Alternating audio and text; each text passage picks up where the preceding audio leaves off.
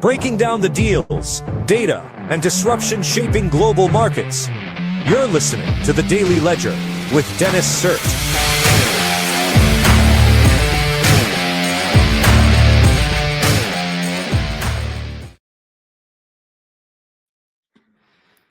Hey folks, good to be with you here today, ladies and gentlemen. This is the Daily Ledger Show, and today is Wednesday, November 26th, 2025. I am your host, Dennis Sert. Good to be with you here today. Okay, so you know what?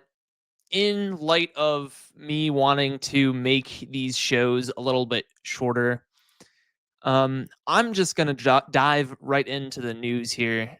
We got some good stories for you here today. Okay, let's start with this first one. Splinters as Google challenges Nvidia's dominance, from the Wall Street Journal. Dow Industrials add more than 600 points, biggest gain since August. Yeah, so basically there's this huge AI chip war that's happening right now between Nvidia and Google. And I covered this a little bit yesterday, but this sort of became the top story in the Wall Street Journal today. So I figured I'd pick it back up just one more time real quick. And so the gist of what's happening is that Nvidia has had market dominance on these chips, about 90% actually. They could call it you could possibly call it a monopoly on AI chips, on graphics cards. And what happened was Meta basically did a deal to directly use Google's tensor processing units, or TPUs, or AI chips. And so that deal happened, and now Nvidia sort of got left in the dust a little bit in this deal. And you can see that as well with the stocks. So Alphabet, or Google, basically jumped way up on that, and then Nvidia kind of took a slump off of that. Yeah, so I think what's going on is that hyperscalers and basically big customers are basically they're tired of paying Nvidia premium, and they're switching to these like cheaper Google TPUs, um, which apparently are custom made, so custom silicon in them, not custom made for Meta, but they have custom silicon in them. And yeah, so as I said, Nvidia was down yesterday.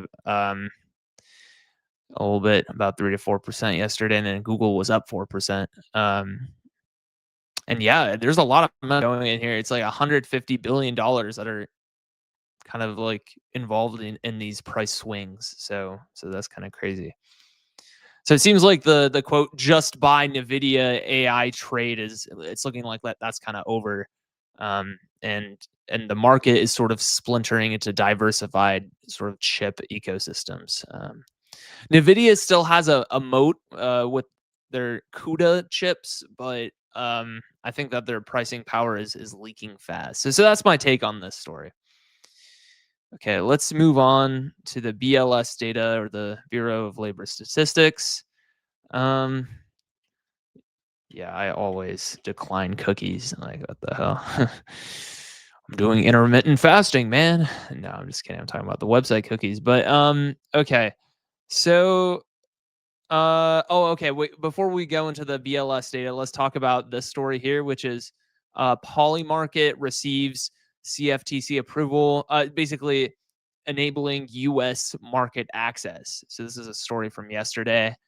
Yeah, so this is kind of exciting because previously Polymarket, like I actually started a Polymarket account recently, but I couldn't do any trades because it sort of geolocates you, sees that you're in the U.S., and then doesn't allow you to trade because of the laws.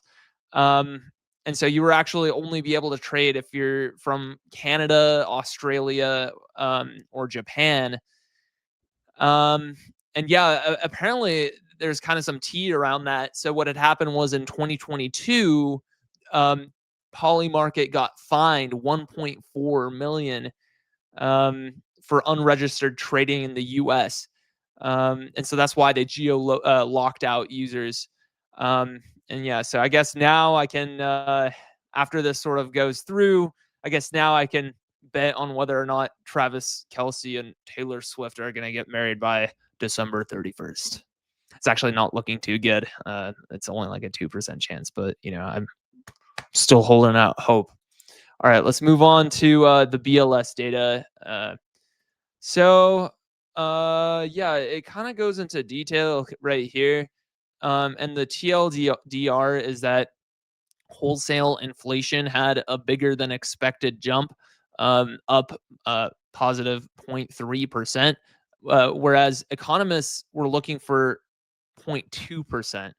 Um, so this was in the month of September. And it looks like goods prices went up 0.9%, um, which isn't, yeah, right here, which is what it is. Energy and food kind of going up. Services, however, ended up staying the same, remained unchanged. So rent, healthcare, transportation services for the month of September. So there's that straight from the horse's mouth, if you will, the BLS.gov. Okay, let's jump into the final story we have here today. And so that would be this TechCrunch article. China's Pony AI plans to triple a global robotaxi fleet by the end of 2026. So it kind of goes into that here. They have 961 robotaxis in China across a few different cities, 4 different cities. And yeah, so I started crunching a little bit of the numbers here, and Waymo has 2.5K vehicles out there across 5 cities. So Phoenix, SF, LA, Austin, and Atlanta. So yeah, so that's quite a bit more than the 961 that Waymo or that Pony AI has in China. So that's 2,500 compared to 1K. And apparently, Pony has coverage across 4 Chinese tier 1 cities, as well as they're also testing in 8 countries. So Luxembourg, Qatar, Singapore, and a few others.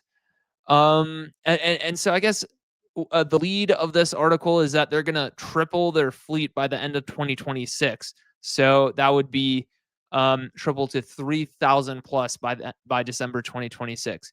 And so that's pretty impressive. And I started looking at some of the other companies' plans and projections for December 2026. So you know what? Waymo plans to have 3,500. So again, Pony is saying they're going to triple it from 1,000 to 3,000. And then Waymo is saying they're going to go from 2,500 to 3,500. So still technically above Pony, but it's only a 1,000 vehicle increase for Waymo, whereas Pony has a 2,000 vehicle increase. And then I said, okay, well, what about Tesla? How about their robo taxis and cyber cabs? So they have, so Tesla has 1.5K currently out there. But the thing is, they're kind of interesting. They have plans to start building cyber cabs in Giga, Texas in June 2026. But they also plan on turning existing Teslas out there into basically robo taxis via a software update. So what they're saying, so what Elon is saying is that by 2026 year end, they'll have 1 million self-driving cars out there by combining both the owner opt-in model as well as the cyber cabs that they're going to produce in Giga, Texas in June 2026. Yeah, so that's a quick ramp up, going from 1,500 to 1 million by December 2026. But, you know, well, Elon isn't, I wouldn't put it past Elon to make a prediction that, he may or may not be able to hit. But because that's happened before with the Tesla Roadster V2, with the Cybertruck, with a few other things. But you know what? I mean, you shoot for the stars and you land in the moon, as they say. So I trust that they'll be able to really sort of expand out very quickly. So if I was a betting man, I would bet on Tesla with their Cybercab, on just self-driving autonomous vehicles. Um, yeah. So uh, what's clear is that in 2026, I mean, 2026 is clearly going to be the year of the autonomous vehicle. So it's funny because last decade you could say was the year, the years of, or the decade of the electric car, and then now it's the decade of the autonomous vehicle. So yeah, so now we'll have to see, are there any other companies other than Pony, other than Waymo, that are going to compete, like, is the likes of Ford or Toyota, or these other traditional car companies going to compete against Tesla? I would say not, but that's definitely where the technology is going. Um, yeah. Okay. You know what?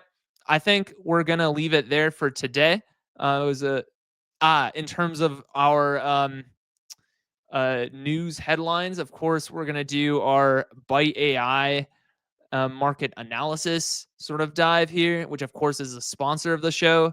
Um, what is Byte AI? Byte AI is a stock trading co-pilot, a financial co-pilot for your investments.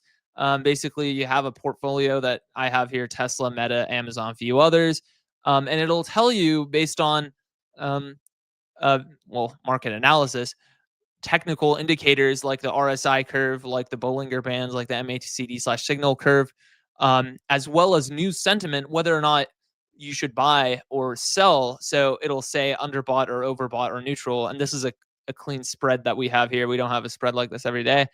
Um, yeah, so that's what's going on.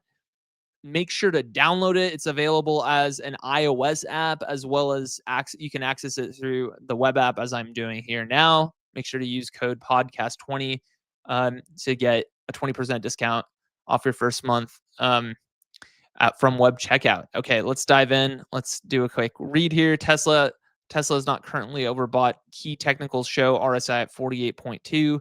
MACD close to the signal line with a slight bullish tilt, and the price trading very close to the lower Bollinger Band with a narrow bandwidth. And it talks about the combination suggesting a price compression. And then it goes into the news analysis here. Several articles highlight bullish angles. It's mixed but modestly bullish. Joe Giba's robot on wheels remark and AI tech investment narratives could support Tesla's valuation, while others note China-specific headwinds, Xpeng market momentum, Li Auto bearish tone, and tempering upside. So it talks about that. Let's see. Meta shows RSI at 45.2, which indicates a leaning underbought condition. The stock up at 3.78% today and 6.45% for the week, but down for the month signals a near-term rebound rather than a durable uptrend. Meta sentiment remains neutral, but based on the latest coverage, there are no. Okay, so Meta specific. The dominant discussion centers around the AI industry dynamics and investment interest. Okay. Um, okay, why is Microsoft overbought? RSI at 73.3. Wow, that's pretty high. Indicates an extreme overbought condition. The price is near the upper Bollinger Band with a very narrow bandwidth, and the MACD is nearly the same as the signal line, suggesting only mild bullish momentum left.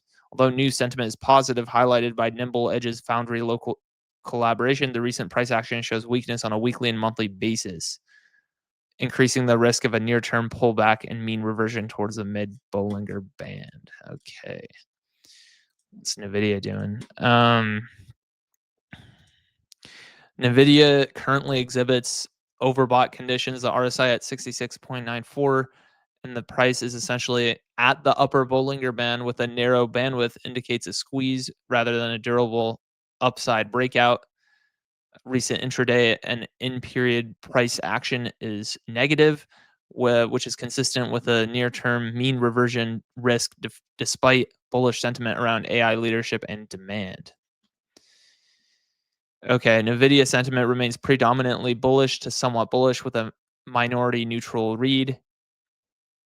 The newest coverage emphasizes Nvidia's AI leadership, strong growth metrics, and management push to maximize AI usage. Okay. All right, I think we're gonna leave it there then. Let me get this off the screen. Make sure to download Byte AI for your iOS device or access via the app, the web app, and that's at app.byteai.me. It's in the top right hand corner here.